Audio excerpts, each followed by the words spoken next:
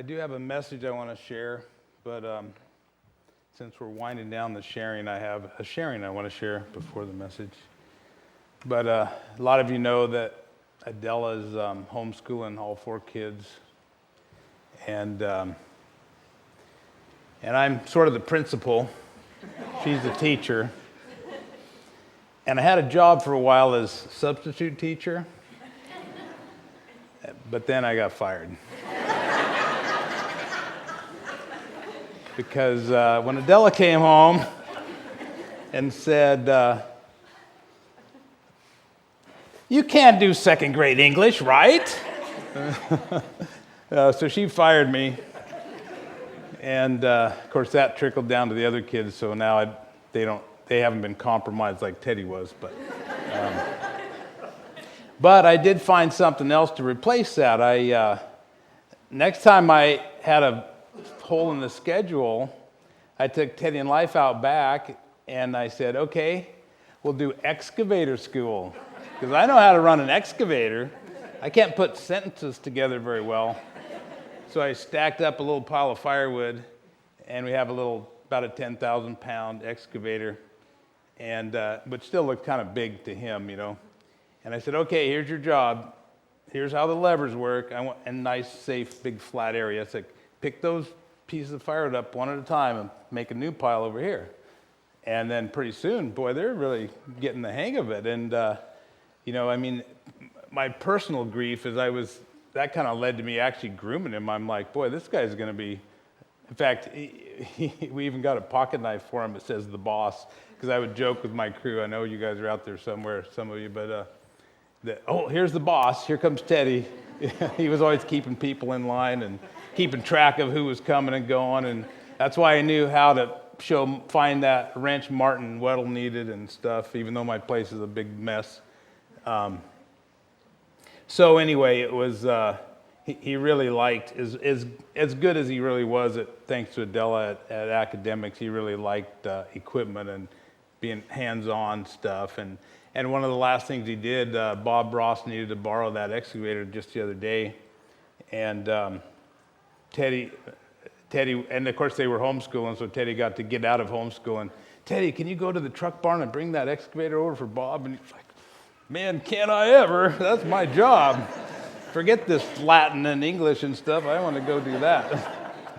So he really liked that stuff. And you know, I could have raised him in a bubble. Maybe he'd still be here today. You know, but that wouldn't be right. I mean, you have to take some chances in life, and that's, you know, I'd rather live a life really full, even short, than live in some padded cell where you never do anything, you never experience anything. So that definitely was, you know, where Teddy was. And so anyway, I really have to start out by thanking everyone. You know, I kind of didn't have time, but I went to Bob Ross's son's wedding last night. And, you know, here they had 9 months or whatever to plan that and pull it off and get all the food and the lights, and here we have a tragic week to try to pull off this gathering, and so, you know, life's hard sometimes. But anyway, my list is really huge. First of all, I got to thank everyone here for coming. You know, you guys all had other things you could do today, and you're here supporting Adela and me and the family, and that really means a lot to me. I know how precious time is, and I thank Skyline and Rick for giving us a bigger venue, because we'd have busted the doors off Sumner, and it looks like it's just right. Not too many people having to stand. I mean, even Ron, I mean, friends of you I'm starting to kind of recognize out there that have come from a long ways away, fairly long, and my brother-in-law and his family came from Denver and stuff, so it really means a lot to me that you guys are here. And specifically, though, I got to thank a few people that really helped.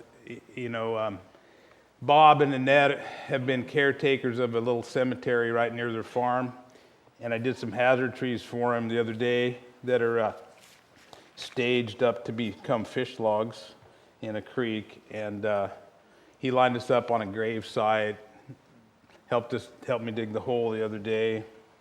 My friend Dan Tabiska Dan and I got together and built the casket for Teddy. And I mean, it had to be, we kind of have a family rule. If it's made of wood, we don't buy it. Carl would know that, Dr. Carl out there. But in fact, we don't even buy the wood.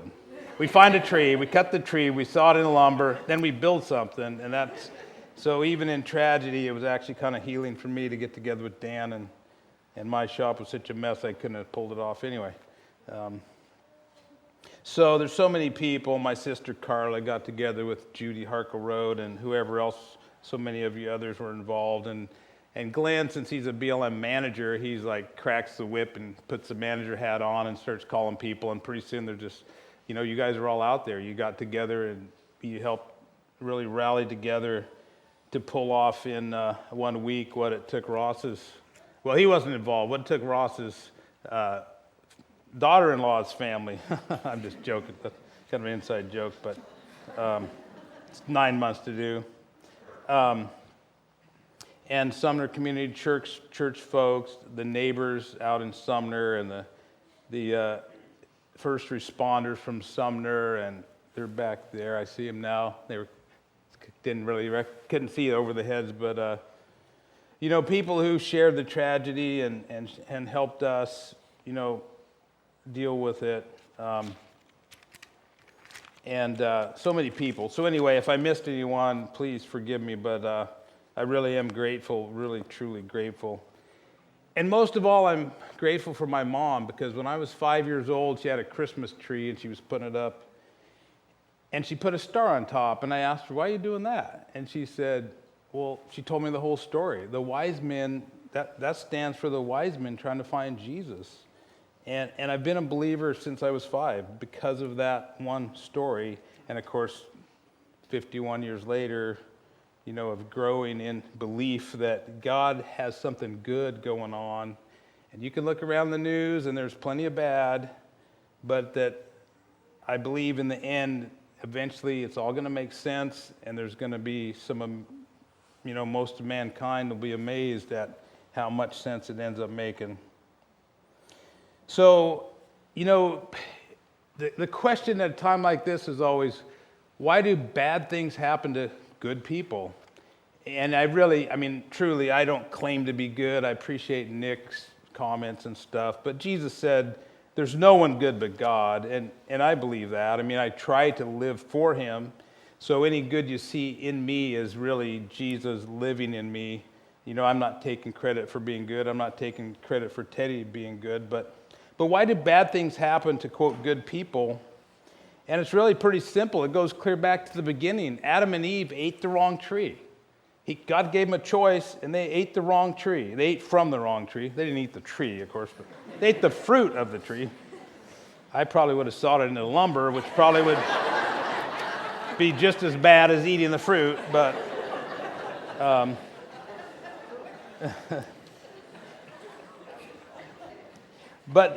God gave them a choice. Hey, here's a tree of life. Don't you want to live forever? And here's a tree of death and knowledge of good and evil, and you will surely die. And for some reason, I think I want to do my own thing. And I'm like, oh, bad choice. But on the other hand, wouldn't we all have made that? I know I would have. Everyone would have. And just, God wasn't surprised. Oh, no, well, now what do I do? They ate the wrong tree. Oh, man, we got to have plan B. This is terrible. No, He wasn't surprised at all, because in 1 Peter 1, verse 18, I was so short of time, I didn't have really a lot of time to print all this out. So forgive me while I kind of flip around here. But 1 Peter 1, verse 18, and I'm so old I got to put on my reading glasses. But knowing that you were not redeemed with corruptible things like silver or gold from your aimless conduct received by tradition from your fathers, but with the precious blood of Christ as a lamb without spot and without blemish. He indeed was foreordained before the foundation of the world, but was manifest or revealed in these last times for you. So before Adam ever goofed up, Jesus was already as good as dead. He had planned that out because he knew they would want to do their own thing, and he He had planned to let them do their own thing and let them have free will. So Jesus became human to experience our grief. He was fully God and fully man, which is hard to wrap your mind around, but that's who Jesus was. I don't have it in my notes, but in John chapter 1 it says, the Word, which was Jesus before he became Jesus, the Word became flesh and dwelt among us. I mean, he chose to give up his high position and to become lowly like us, to live in the trenches down here, live in the aftermath of the mistake Adam and Eve made. Isaiah in chapter 53, verses 1 through 12. Especially just 3 through 8. I'll focus on that. And Isaiah wrote this more than 500 years before Jesus was born. He said, "He is despised and rejected by men, a man of sorrows and acquainted with grief. And we hid as it were our faces from him. He was despised and we did not esteem him. Surely he has borne our griefs and carried our sorrows. Yet we esteem him stricken, smitten by God and afflicted. But he was wounded for our transgressions. He was bruised for our iniquities. The chastisement for our peace was upon him, and by his stripes we are healed. All we like sheep have gone astray. We've turned every one to his own way, and the Lord has laid on him the iniquity of us all." Isaiah wrote that more than 500 years ago. So that's about the equivalent of Christopher Columbus, when he landed, saying, there's going to be 2 giant buildings up there at New York, and some bad people are going to fly airplanes into them and knock those buildings down. So people that think the Bible's really not relevant or real, that's a pretty big prediction to make. And that's what Isaiah was doing back then. So the whole point is that Jesus was willing to take on flesh and come down to our world and suffer with us, to suffer grief, to suffer loss, and then redeem us all, give us a chance to get back to the correct tree that Adam and Eve should have chosen in the first place.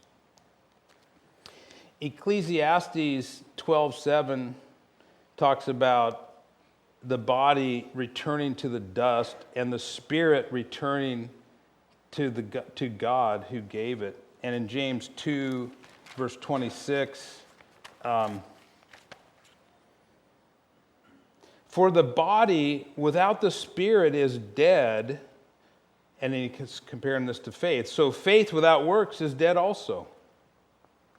The body, apart from the spirit, is dead. I mean, Teddy is right there. We put him in there ourselves, but his spirit has returned to God from where it came. Where he's sleeping in God, safe in God, waiting for the resurrection, where he'll be made alive again and perfect. Perfect in every way. And, I just really, that's what motivates me. That's what keeps me going, is the fact that even though my grief is huge, I know I will see him again. I know he's in a safe place. He's sleeping in Jesus, waiting for that resurrection, for the trumpet to sound, and for all of the dead in Christ to be raised.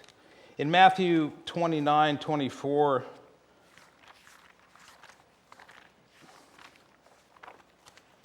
there's a story of a little girl, and I'll skip a lot of it, and there's an inserted different story that's interesting too. But in Matthew 29:24, he said to them, "Make room, for the girl is not dead." This little girl is dead. The parents asked Jesus to come heal her, because Jesus had a reputation by then of healing dead people. And Jesus said, but she is sleeping." And they laughed him to scorn, because they knew she was dead. But he said, "She's sleeping." But when the crowd was put outside, he went in and took her by the hand, and the little girl arose. So, he was comparing death and sleep. We think of sleep, yeah, we'll sleep and wake up. Jesus said death is sleep. It's like the big sleep. But the big sleep has no passage of time. When I was a little child, we'd go to Medford a lot, and 42 was a horrible road back then. Super windy, slow. I-5 I remember when I-5 was being built. I'm so old. A lot of you don't even know that. I think it's been there forever. But so it was a pretty long trip to Medford. And I remember times I would fall asleep in Coquille, and my mom would wake me up in Medford, and it was like the next split second. And I'm like, we can't. We haven't even gone past Myrtle Point. How could we be in Medford? But I fell asleep in Coquille, and there was zero passage of time in my mind. And the sleep that Teddy's in is even more intense than that. He's safe in the arms of Jesus, sleeping, waiting for the resurrection at the last day. In John 11, there's an interesting story. Of course, most people actually have heard this, even if they're not Christians, because it's a pretty well-known story. And it's kind of big, so I do apologize. I think we're doing fine on time. But John 11, verse 11. "And these things he said, and after that he said to them, 'Our friend Lazarus sleeps, but I go that I may wake him up.' Then his disciples said, 'Lord, if he sleeps, he'll get well.' Well, sure, he's just resting, right? However, Jesus spoke of his death, but they thought that he was speaking about resting in sleep. Then Jesus said to them plainly, Lazarus is dead. And I'm glad for your sakes that I was not there, that you may believe. Nevertheless, let us go to him." Then Thomas, who's called Didymus, said to his fellow disciples, Let us also go, that we may die with him. And that's referring earlier in the story, the Jews were already trying to kill Jesus. And so that's why Thomas had said that. So when Jesus came, he found that he had already been in the tomb for 4 days. Now Bethany was near Jerusalem, about 2 miles away, and many of the Jews had joined the women around Martha and Mary to comfort them concerning their brother. You know, just like so many of you have comforted and really helped a lot, you know, just a hug without even saying anything is so comforting, or a hug and crying together is so comforting. And I remember one of the first neighbors was Debbie Feger, and we just had a big group hug and bawled, you know, because it was just a few minutes after our accident. So there's all this comforting going on, and this is already 4 days later. And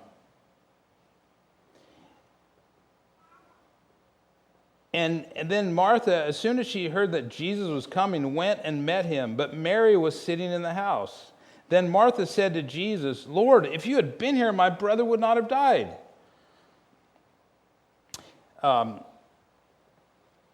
But even now, I know that whatever you ask of God, he will give you. Jesus said to her, "Your brother will rise again." Martha said to him, "I know he will rise again in the resurrection at the last day." Jesus said to her, "I am the resurrection and the life. He who believes in me, though he die, he shall live again. And whoever lives and believes in me shall never die. Do you believe this?" And some would say, "Oh, well, that's a contradiction right there, isn't it?" Those two verses. Well, in other places you can figure out. I think is it Corinthians in our thing, the verses quoted anyway. Corinthians 15, the resurrection chapter, actually explains that. If you want to look a little deeper, but she said to him, "Yes, Lord, I believe that you are the Christ, the Son of God, who has come into the world." And when she said these things, she went her way and secretly called Mary, her sister, saying, "The teacher has come and is calling for you." As soon as she heard that, she As soon as she heard that, she arose quickly and came to him. Now Jesus had not yet come into the town. He was heading towards the town. He wasn't there yet, but was in the place where Martha met him. Then the Jews who were with her in the house and comforting her, when they saw that Mary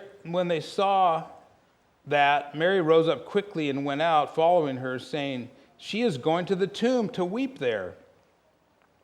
Then Mary came where Jesus was and saw him and fell down at his feet, saying to him, "Lord, if you had been here, my brother would not have died."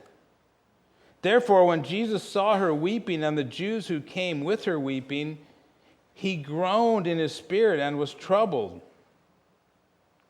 And he said, "Where have you laid him?" They said to him, "Lord, come see."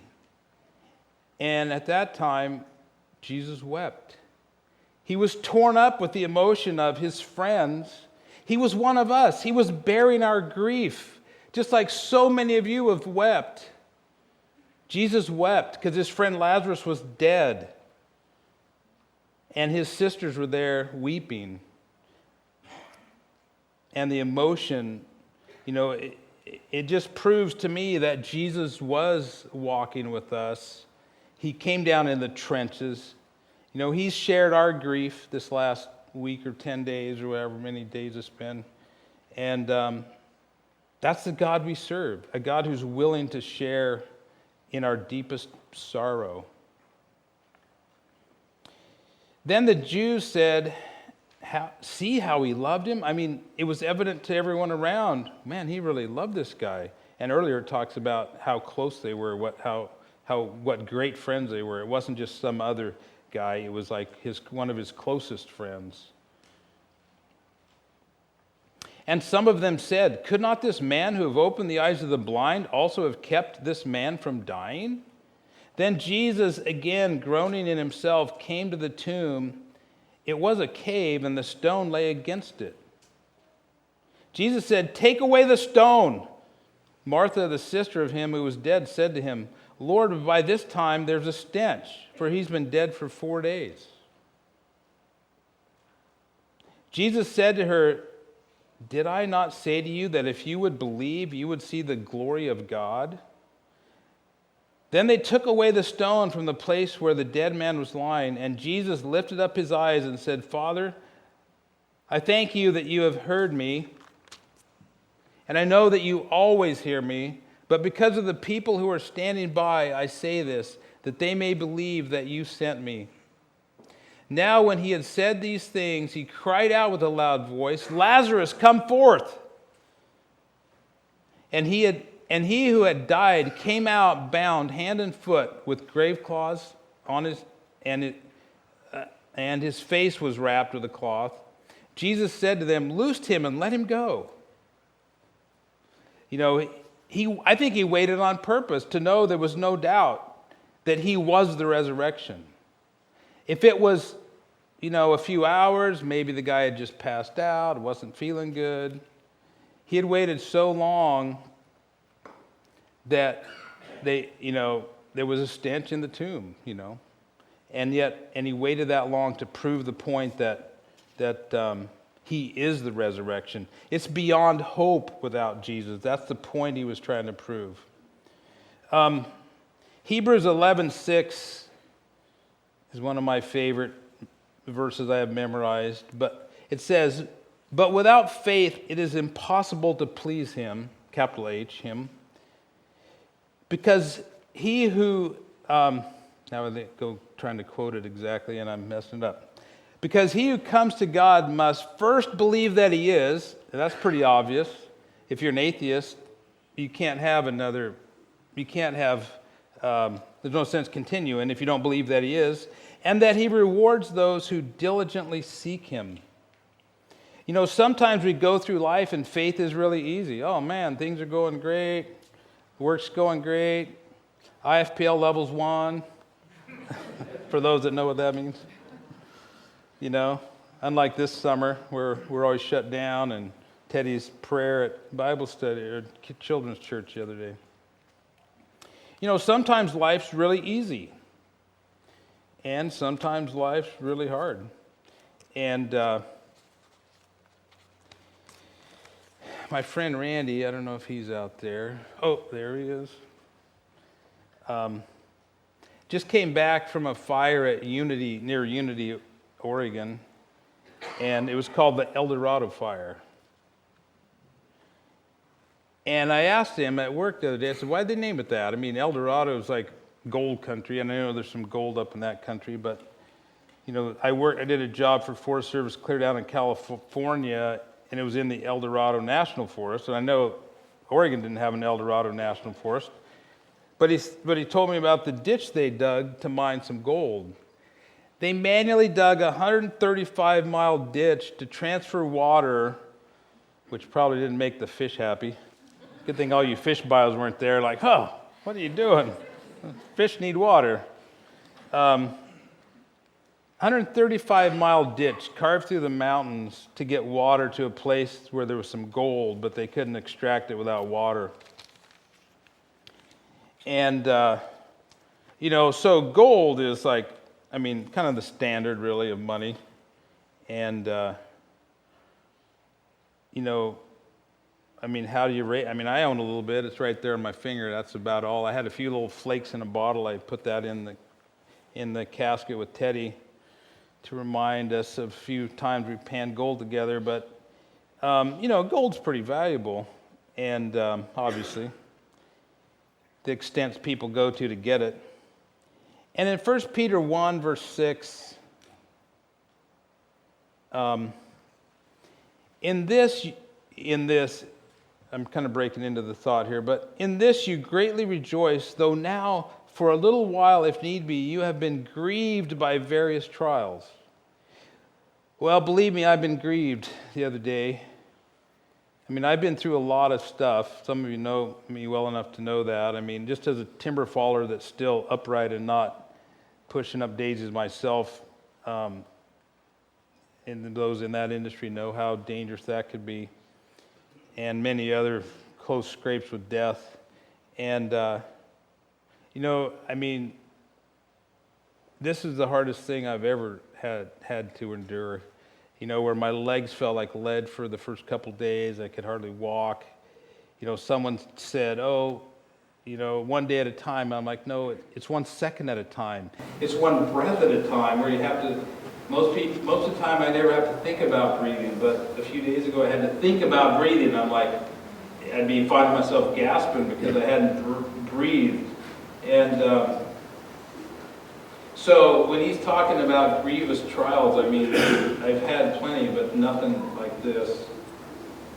And that the genuineness of your faith, being more precious than gold that perishes, though it's tested by fire, may be found to praise, honor, and glory at the revelation of Jesus Christ. You know, if Jesus had held out his hand and said, here, you can have this giant bag of gold, or you can have this horrific trial, I mean, I would have picked the bag of gold. I mean, I think we all would, wouldn't we? But yet still, in this tragedy, God says, testing your faith is more precious than gold to God. Because God owns all the gold anyway. He doesn't need more gold.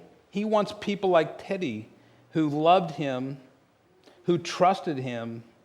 And his trust in Jesus isn't that nothing bad like this would ever happen. His trust is that he will live forever in the kingdom of God, immortal, for all eternity.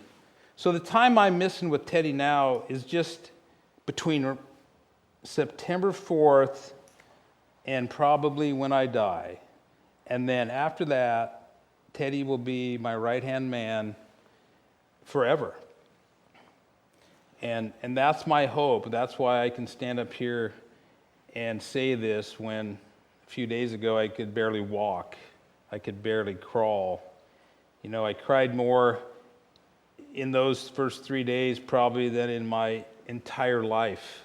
You know, and my dad was kind of a John Wayne man. I always describe him that way. And probably some of that's rubbed off on me a little bit, you know. I don't think I ever heard my dad ever once say, I love you. But I was okay with it because he always showed it over and over. And I only saw him cry one time, ever in my whole life. And he died when I was pretty young. He was 46 when he had cancer from some toxic chemicals and died really young. But I was only 22 or 3. But some of you know the story. In fact, I think I saw Brad out there. When I was 15, I got shot in the chest by Curly Barker. I didn't know Brad then, and we didn't have cell phones then. Not that they work at Gold and Silver Falls necessarily, but the guy with me, the kid with me, Bob Ross was there, but he had to go milk cows, so he missed all the excitement.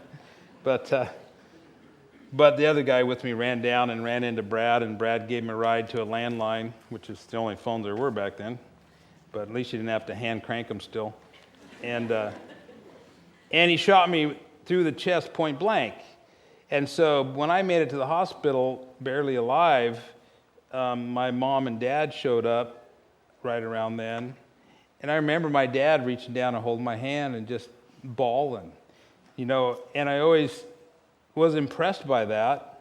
And I really could never relate to that kind of grief that he was feeling, just thinking that I was probably going to die, not that I already was dead. And anyway, so,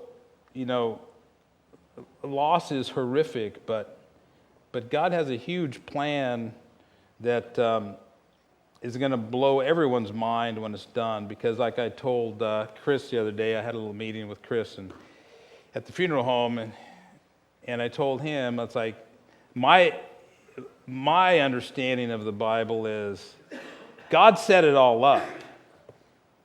God's got the playbook. God made the rules. God made it all. And there's no way he's coming out of this being the loser. He is going to be the winner in the long run. There's a lot of pain and suffering in the world. There's a lot of horrific things that's hard to understand. But when it's all said and done, God's coming out of this the winner.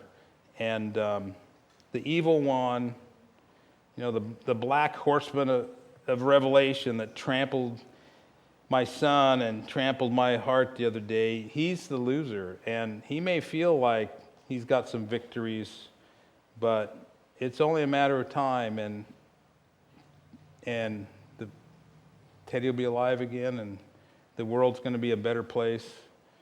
And anyway, that's my story about me and Teddy.